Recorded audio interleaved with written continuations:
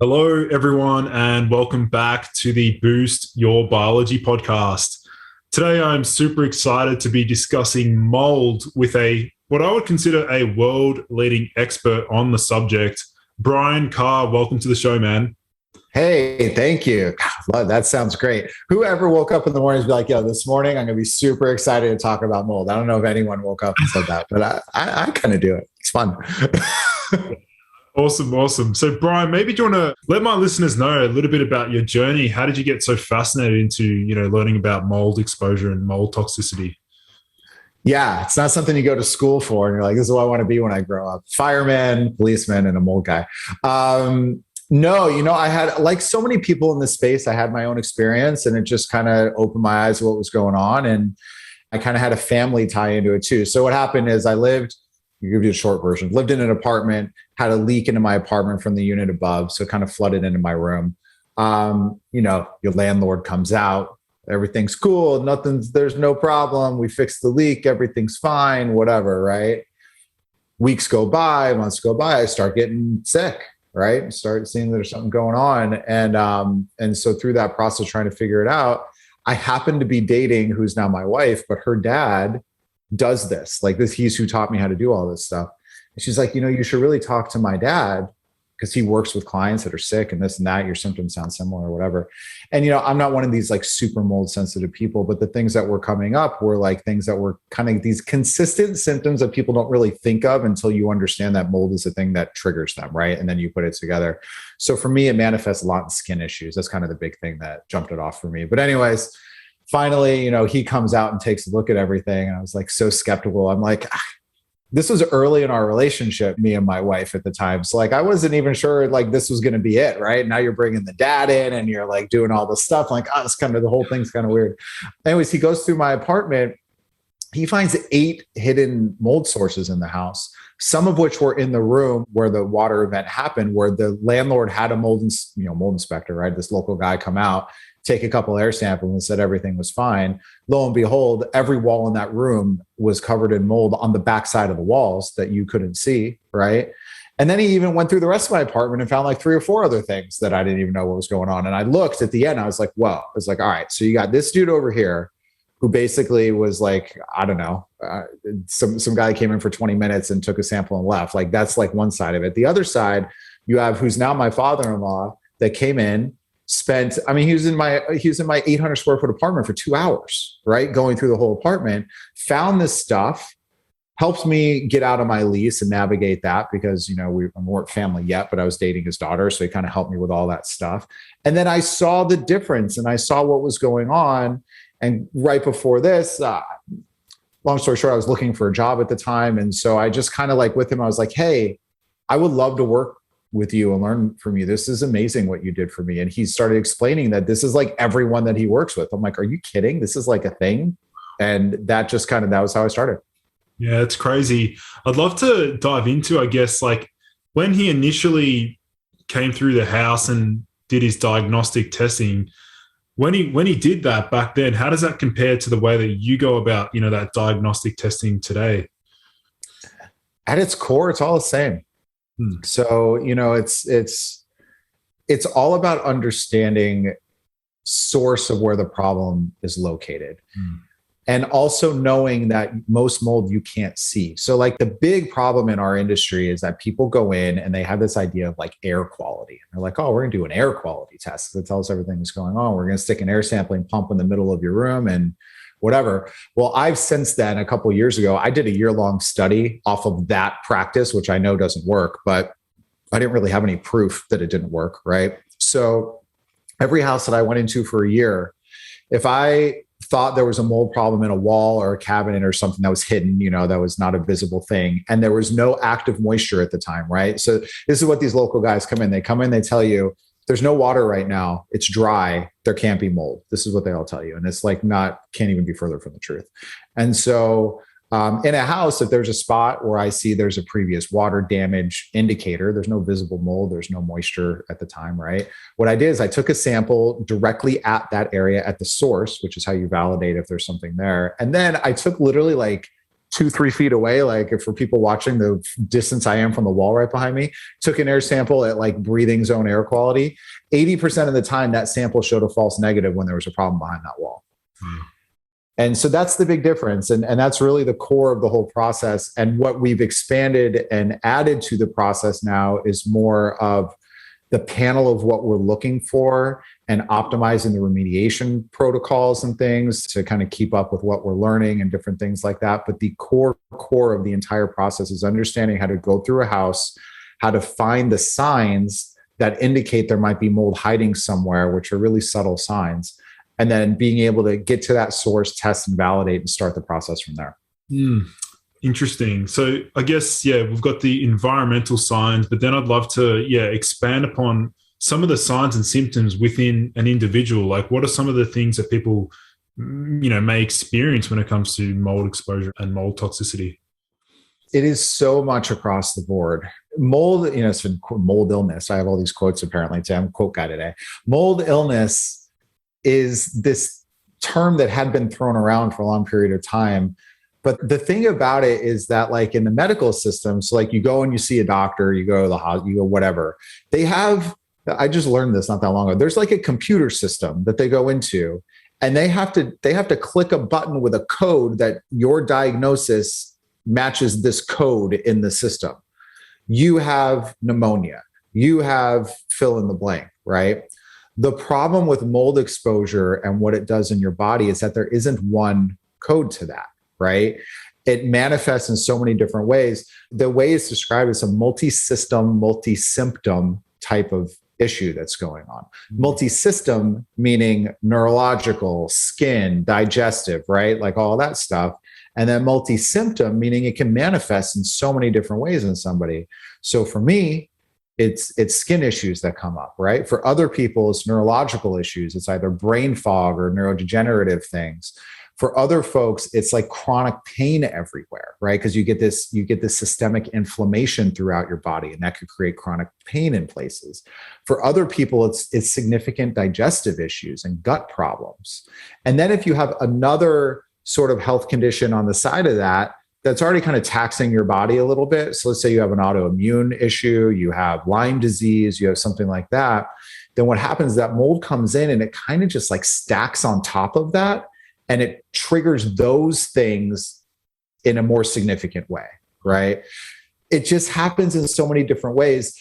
Dr. Jill Krista, actually, she has a book that's called Break the Mold. And there's a section of the book that talks through all the different systems and symptoms and things. So if somebody's looking for a snapshot, like that's an awesome spot. It was like 5 pages of bullet points of here's how it affects the ear, nose, and throat. Here's how it affects this, this, and this. And it was a really good spot to look.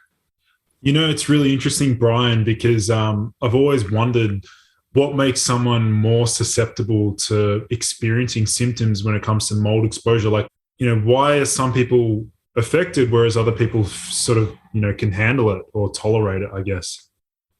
Yeah, there's like 2 things to that, right? So one is a lot of people are exposed and don't understand that they're exposed and that their symptoms are from that, right? So a lot of people are kind of going through life and they're like, oh, this thing's kind of hurting, or like, oh, I'm getting older and I'm kind of forgetting things. I guess that's normal. Or, I'm not as regular as I used to be. Or my gut kind of hurts. My stomach hurts when I eat stuff, but that happens because I'm getting older, right? So you like normalize these things. I'm not saying that all of those are always a mold issue, right? But what we need to think about is our bodies are actually meant to run pretty smooth and incredibly, right? And so when things are off, there's a reason that they're off. And so the first part of that answer is that there's a lot of people that are exposed to stuff and having reactions and have no clue because they go see their regular doctor. It's not in the doctor code in the back. And next thing you know, you're like, hey, take this medicine and your blood tests look fine. This should be fine. And they treat the symptom, which might be the pain, right? So like chronic fatigue syndrome is not a real thing. It's like, and people are feeling it, right? But that's a diagnosis of symptom because they don't actually know what's causing it, right? And so that's what happens when you go to some of the doctors that don't understand the more functional approach of like how to figure out like what the source issue of something is inside of your body. The other side of the coin is there are genetic things, there are previous exposure things. So I say Someone's exposures are going to depend on their genetic makeup.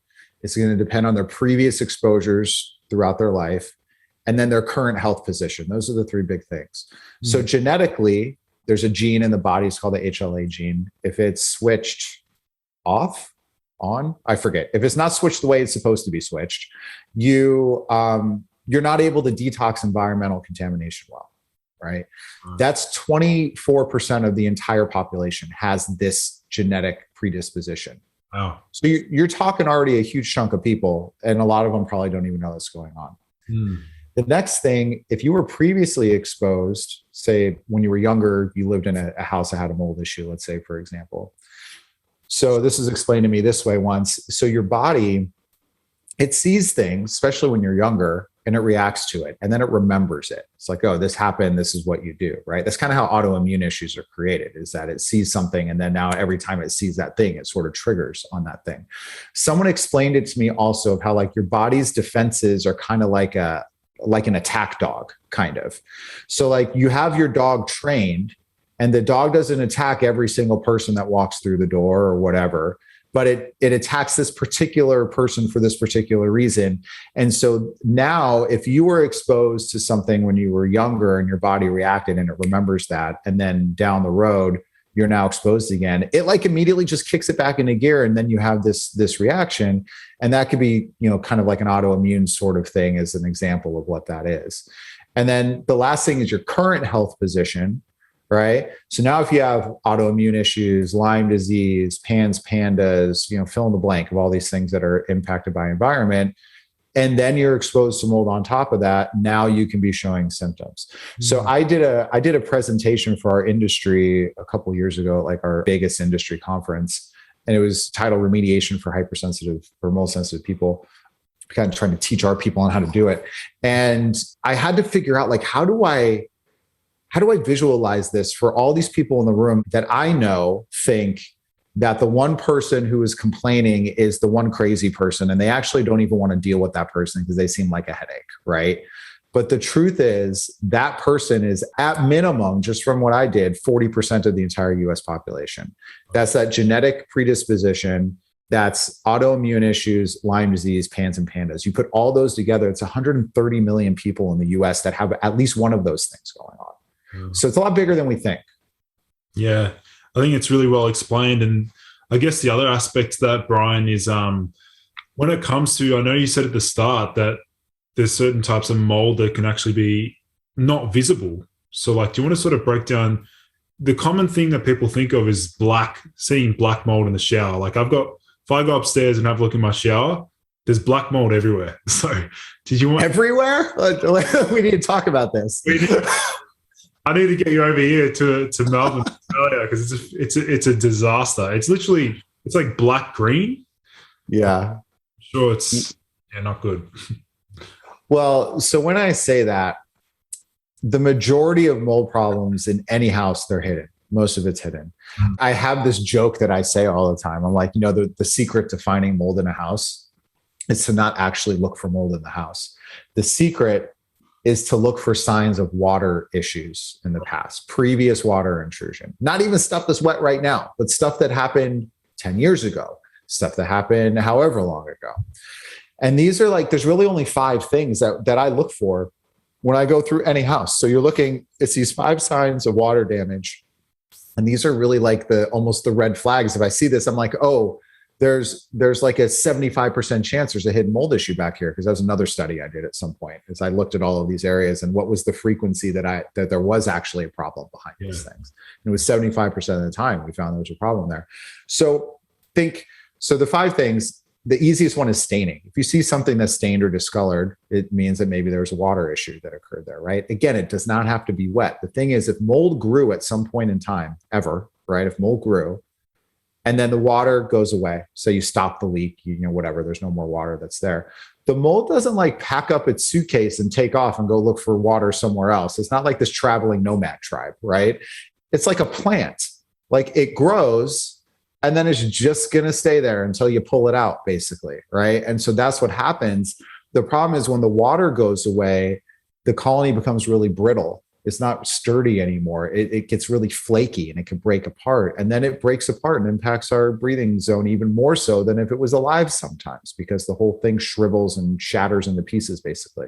So that's why when we go through the house, we're looking for these things. So staining is one of them. Bubbling, like paint, like you see bubbling in paint, or you see it like in a cabinet. Like if you open up your cabinet under your sink, I guarantee, I want to say guarantee, 95% chance you're going to have one sink in your house. If you open up your cabinetry, you're going to see one of these 5 things in there, right? Because water drips in sinks are super common and no one ever does anything about it. But then there's a 75% chance there's a mold problem there, right? You can start like putting this together. So bubbling, which is if you look at something, you just kind of see like bubbles, kind of like humping or bumping in it. Buckling, which is more of like a hard bow. So like if you ever had like water come in like under a floor and you see like the floor feels bowed or buckled, right? So something like that. Chipping or cracking or peeling. So like if you look at paint and you look at the paint on the wall and it's like chipping for some reason, but it's not doing it somewhere else, moisture a lot of times can cause that, right? So that's one of the clues.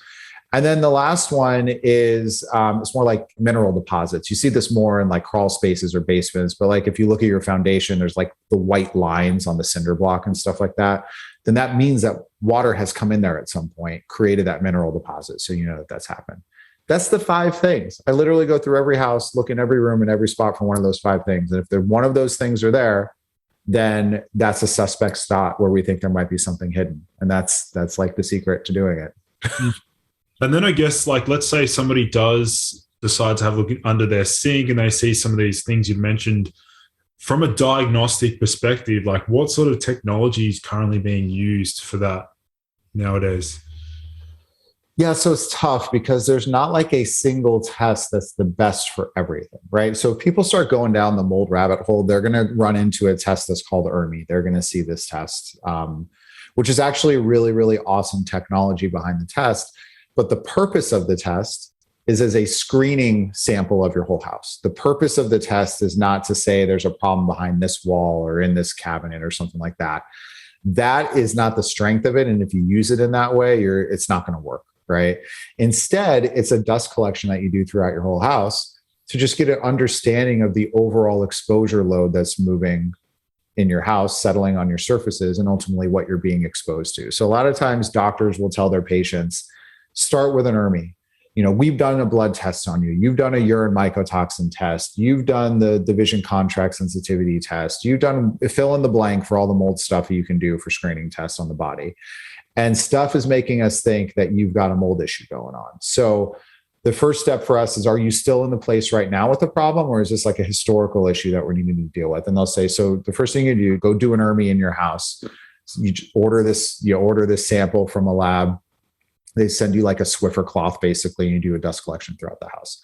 Now, the ERMI scoring system and the interpretation within it is kind of crap, so it's not super great.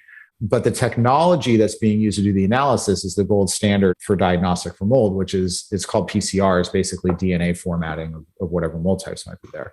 So because of that and how the ERMI can be so misleading for people, I created an ERMI interpretation tool that, instead of just kind of looking at stuff, and I won't go into all the mechanics of why the scoring system is flawed, but basically there's 2 core issues. One, there's a stated standard deviation in the scoring system within the original study that was created by it. That's a standard deviation of 3 either way, which is a huge standard deviation in the interpretation of what that score means in their world on how they're telling you. So you could have one sample and it could be interpreted 3 down or 3 up. And if you go 3 down, it's the best house you've ever seen. If you go 3 up, it's the worst house you've ever seen.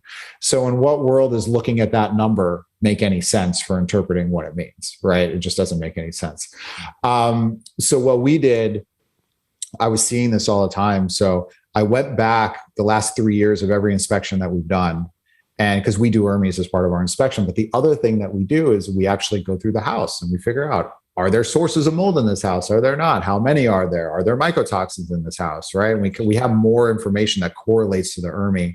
And then figured out an algorithm basically from being able to look at the ERMI and compare it to what we were seeing in the houses that can actually give somebody more realistic expectation on the severity of what's going on in their house. How many sources could you expect to find in the house, which would mean in turn, like how big of a remediation project might that be, right? To fix it. And then, should I stay or should I go because of this? Those types of things. So then we have sort of ranking systems and where you fit in the overall kind of data set. And then some explanation on here's the considerations you make on that front, like the odds of you finding a place better than this are either, not very good, or maybe they are good, or whatever it is, right? So we kind of created that as a way to sort of interpret it and help people navigate that piece, because it is it's really the first thing that so many people do, but it can give you such a false information set in the way it's interpreted that then people go down a road that they shouldn't even be going down, right? Because it didn't interpret it properly. So we called it the ERMI code, and then that's what we put together. Awesome. Yeah, just out of curiosity, Brian, like have you kept a running tally on the number of houses you've inspected at all? Or like, yeah, what sort of numbers are we looking at? I was, and then I stopped. It's in the thousands. It's thousands over all the years I've been doing it. I'm probably, if I had to guess, I'd say it's probably somewhere in the 7,000 range, something like that. Maybe less. Don't quote me. I don't know, but it's a lot. I think on your Instagram bio, you said your goal was it 100K goal.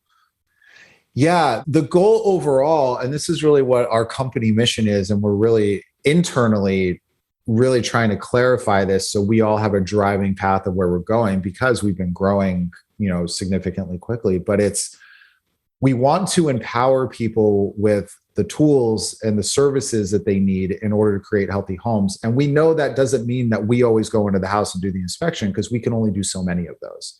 Mm-hmm. So what we want to do is say, listen, we want to help 100,000 people figure this out, right? If I'm going through and I can do, maybe that number I gave earlier was off. If I'm going through and we can help 150 people this year in doing an in-house inspection, it's not enough, right? I mean, it's great for those 150 people or 200 or 300 or however many we're able to do, but there's so many other people that need help. So like, what can we do to empower these other people to give them tools and information and things that they need to do? So that's kind of like our big thing between my podcast and some of the digital training programs that we've created to help people, and this interpretation tool here. We're in the back, like looking at how many people overall are engaging and using this information to try to get to that goal.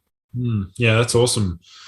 So I guess in terms of the identification aspect, Brian, so as I mentioned before, like the black mold that's actually present, that I can physically see, on the borders of where the glass meets the tiling.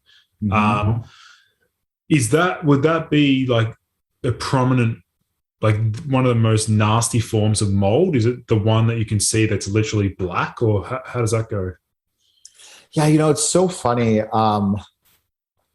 I've had inspectors go in and say, this type of mold isn't a problem. Like they'll see something growing like in the shower or on a piece of framing in the attic. Like, oh, this mold can't get you sick. How the hell do you know what kind of mold that is? One, and how do you as a home inspector basically have any concept of what that means for someone's health, right? It just blows my mind how arrogant some of these people are when they go into houses and make some of these statements, right? And so the thing for me is the term black mold has been popularized just because Stachybotrys, which is really what people are referring to, the toxic black mold, that's really what they're talking about. It's known to be very toxigenic. There was an issue where that mold in particular in the 90s impacted a lot of kids at a school or a daycare or something. I forget exactly what it was. And so then it's like that mold has an awesome PR agent basically. And so that's the one that really got kind of the notoriety. But the reality is there's a lot of molds that grow dark black in color, and they range all the way into white, and then all the different colors in between. You have oranges and yellows and browns and greens and grays and things like that. So there's a lot of different molds and what they look like. And a lot of times when the question is asked, like, is this the more dangerous mold? It's kind of like backtrack and say, well, what are we really asking by that question, right? Because when people say black mold, they think toxic mold, when they're thinking toxic mold, they're actually not thinking about the mold at all. They're thinking about the mycotoxin chemical it creates. And that's actually what they're referring to, even though they're kind of lumping it under this idea of a toxic mold. In its own right, every mold is mold, right? Some of them have the ability to produce a chemical biotoxin, which is an additional problem and can be, obviously not good for us, right? So it's hard to say like one is different than the other. The other thing is that not only like the black molds produce these toxins, right? There are other types of molds, species of Aspergillus, of Penicillium, of different types of molds that also produce super potent mycotoxins. So I try to get people off of like the black mold that looks the worst is the worst for me thing, and more towards we need to test and see what type of mold this is. We need to test and understand, are there toxins in the house as a result of what's going on? And then create a strategy that makes sense to attack this the best way that we can to fix it, right? Instead of trying to sort of like normalize and do it in a more, kind of shortcut form of way, if that makes sense. Yeah, it does. So then I guess from a prophylactic or preventative standpoint, Brian, obviously, number one thing would be to remove the source, so remove the mold to some degree. But then what about, like, I know you mentioned air filters and products like that actually can help to filter the air. Like, how much merit do you place on these items and devices? I have a high-end air filter in pretty much every single room in my house. Wow. I don't have a mold problem in my house, but beyond mold, these things are beneficial. Like just take a step back, get out of the mold world for a second. Think of this. And some people, I know people think tap water is cool in some states of the country, like New York, tap water is apparently great. I'll tell you this. I would never, ever drink water out of a tap anywhere that I ever went. Just think of all the pipes and the grimy crap that all the water's going through. Like, just gross, right? Most people are in that camp. Most people like, I bottled water, filtered water, this or that or whatever. Why is the air in our house any different than that? Why are we not filtering our air? If you actually ever opened a wall and saw what was behind it, it's freaking gross. And it's not even like the mold piece. There's like all this old nasty insulation in there. There's like dead rodents back there. There's insects. There's rodent droppings. There's like all this stuff back there. Our air is coming through those walls and getting into our living space. That's gross. Right. And so at the very core of it, I'm a really big proponent of filtration units in houses, not even from a mold perspective, just from a general what you're exposed to in the house perspective. Right. And then let's not even get into mold yet. Then you start thinking about everything you bring in your house and the off-gassing of chemicals from your furniture and from the insulation that's being sprayed all over the place and all this stuff. You have VOCs getting in the space. These filters can help downgrade the overall VOC off-gassing load, which is, again, less that our body is now tasked with to try to handle, right? So you're reducing some of that. So that's just kind of the general sort of pitch on using these things. I'm a really big fan of them. On the mold front, they aren't going to fix a mold problem, right? So if I go in a house and I find 7, 8 sources of mold that's hidden, behind walls and things in a house, and people are like, okay, cool, we're just going to put in air filters in there and we're going to be fine. I'm like, guys, you're not going to get any better. It's not going to work, right? I'm okay with them as like a bridge. Like, listen, we have to figure out our remediation plan. What can we do in the interim to try to just reduce our exposure a little bit and sort of get on the right path, right? I'm okay with them for that. And I think that they could be helpful to a degree when that happens. But if you're thinking that it's fixing your whole problem, it's not going to. To your point, you have to fix the source of the problem. You have to remove the source of where it's coming from. That's where remediation comes in, right? So like for me, the idea is that you remediate and you clean properly and you kind of get the house to as close of a clean slate as you can get it to. Then you bring in air filtration units and you bring in cleaning practices and you bring and you implement schedules for maintenance of your HVAC system and for your plumbing to be looked at and like all these things to stay preventative on everything. And you do that moving forward. And that's kind of the prevention component. Yeah, that makes sense.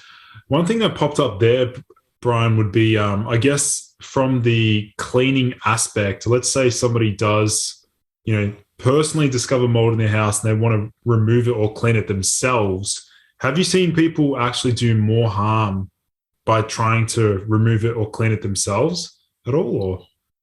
Yeah, totally. I mean, the first thing if you are seeing mold on a surface, it is probably much worse behind the surface.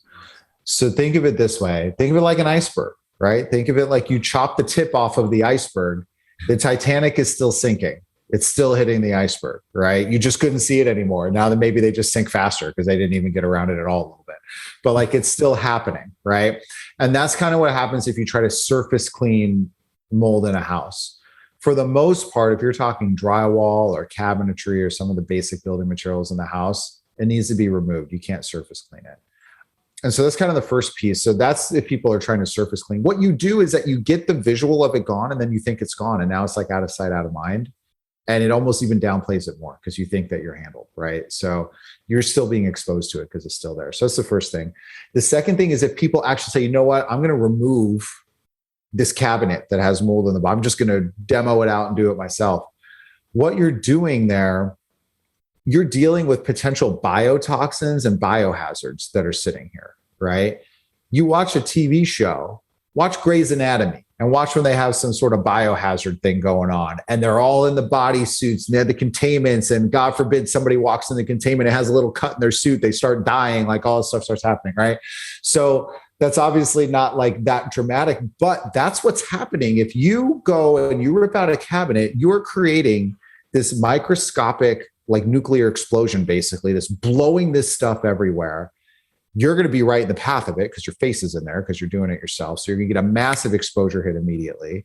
And then it's going to spread throughout your house because it's not contained within like that plastic bubble space. Now, all the other areas of your house are going to get cross-contaminated. It's going to get pulled in your heating and air conditioning system much more easily. It's going to get spread throughout your house and you're going to create a much larger problem than if you treated it the right way. The problem is, you know, people, they look at it and they say, okay, I don't really see much of an issue here, right? Just visibly, I don't see a whole lot of mold, even if the samples say that there's a big thing going on. And so when you can't visibly see it, it's harder to wrap your head around the significance of it, right? And so that kind of gets downplayed. And like, oh, well, I'll just like pull this out and put this new thing in. And next thing you know, your symptoms spike and you're in a worse spot than you were. Yeah, that makes sense. And then even touching on that is even potentially like a delayed reaction as well. Like some people, let's say they did some cleaning on Sunday and then like maybe on the Wednesday they start getting weird symptoms, because I'd imagine there'd be, for some people, a delayed effect or some sort of build-up response. Yeah, I think it's really person specific, right? Some people, their toxic load is so heavy that a minor, you know, sort of exposure, you're gonna have immediate trigger, right? Other folks, you could be getting exposed to stuff for maybe like a few years before you start showing symptoms. I mean, that's ultimately what happened to me, right? Like I had kind of an initial trigger and then it got handled and fixed. And then I became the guy that goes into all the worst houses that there are. And over the years, my mycotoxin load built up. Now I have bacterial issues in my gut. I have dysbiosis and I have like SIBO issues. I have all these things. It's all connected to what I've been doing for all these years in these homes. I was not generally one of that 40% of people that I talked about at the beginning, right? But over time with the exposure, I now am one of those people, right? And so whoever you are, you could be on the side of the spectrum where you're lucky and you're in the 60% that isn't genetically predisposed or has another health condition that's triggering it. And for you, it's probably going to take a little longer for these things to add up. I actually just did a podcast today with Dr. Jill Christo, which is why she's top of mind. I mentioned her earlier. I just finished recording with her. And she's funny. She was saying, she's like, you know, because this question comes up, like, why am I sick and somebody else isn't sick in the house? And like, you know, what's going on? And so there's all these things we talked about. And at the end of the day, she's like, you know what? They may not be sick now, but if they stay here, they're going to be. It's just a matter of time because it is going to beat your body down. Now, if you get out fast enough and you're able to recoup and rebound, then that's great. But if you stay there and continue to stay there and never leave, you are going. It's just a matter of time before it hits you. Yeah. There's another thing that also just popped up is the implications on the microbiome. I think I've seen Dr. Jess MD. She's spoken a little bit about it, but have you seen any sort of new research indicating damaging effects on the microbiome at all? Oh, like 100%. I mean, I haven't seen the research, but I talked to all the doctors to see the research. So I use them to do the research and then I just ask them questions. But Yeah, I mean, it's definitely connected. The mycotoxin exposure impact on the gut. But it's not just that. It's in these buildings that have water damage issues, bacteria is also a component in these places, right? And when you breathe, we don't think about this. You think that when you breathe, it's into your lungs. You also have a direct path directly into your gut from your breath. You think you could do like deep gut breathing, right? Like you breathe from your diaphragm, you do this. There's a direct path directly into your gut microbiome from your breathing pathway. So if you're being exposed to mold or mycotoxins or bacteria or endotoxins, which are bacterial toxins, they are going to throw off the microbiome in the gut. Some of them, like even the endotoxins, they completely damage the gut wall, the barrier of the gut, and they allow all the stuff that's in there to much more easily flow out into the bloodstream. So we've all heard leaky gut. The analogy that I've heard on this is like if you're eating gluten, it's like somebody's tearing a little tear in your gut lining, right? If you have endotoxins that you're being exposed to, it's as if the gut lining has a door and the endotoxin is the key to the door and you just open the door. Like that's the equivalent of the two, right? So this exposure that we have in the house can have a direct impact on gut microbiome. Interesting. What about one final message, Brian, you want to give to my listeners in terms of what's something, one key message or one quick fact that you think is relevant to this sort of discussion? Yeah. I think the biggest thing is people who start going down this road find they get into the Facebook groups and all these places, and everyone is like, you got to burn your house down. Nothing ever works. And it's like very doom and gloom. You're going to die a slow death. Just deal with it.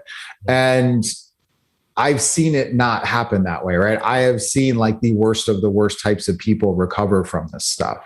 Okay. You don't necessarily have to burn your house down, I mean, I had a kid we worked with a couple of years ago. It's like 9 years old. The family moves into this house. As soon as they move into the house, his health just off the cliff. By the end of it, he's in a wheelchair on a feeding tube. Like that's how off the cliff his health went. He wasn't like that. He was normal before. He's like playing like Pee Wee football before. We go in the house. Well, they bounce and bounce to doctor to doctor to doctor, right? Finally find a doctor that connects the mold component to what's going on. Then doctor refers to us. We go in the house, go through the house. What's interesting that the house wasn't a terrible disaster, right? The problem is the basement was a problem, but their air conditioning unit lived in the basement. So what was happening is that while the basement was a problem, and sure, it's impacting the space, the air conditioning system was then taking it and moving it all over the house. And so the exposure was happening everywhere. There was a couple other things in the main part of the house, but the bulk of it was really the basement, the air conditioning system. They addressed those couple things, and this kid within like 9 months is back to being a normal kid, right? So there can be these dramatic recoveries. And I'm sure most of your listeners are not this kid who are in a feeding tube on a wheelchair, right? So like, if we think that we are having some effects, it is not this end of the world thing where there's nowhere to start. And what I would just caution is don't go into these Facebook groups and Instagram profiles and see all these people that are doom and gloom and it's the end of the world and you have to go live in your backyard for the rest of your life. Like that's not true.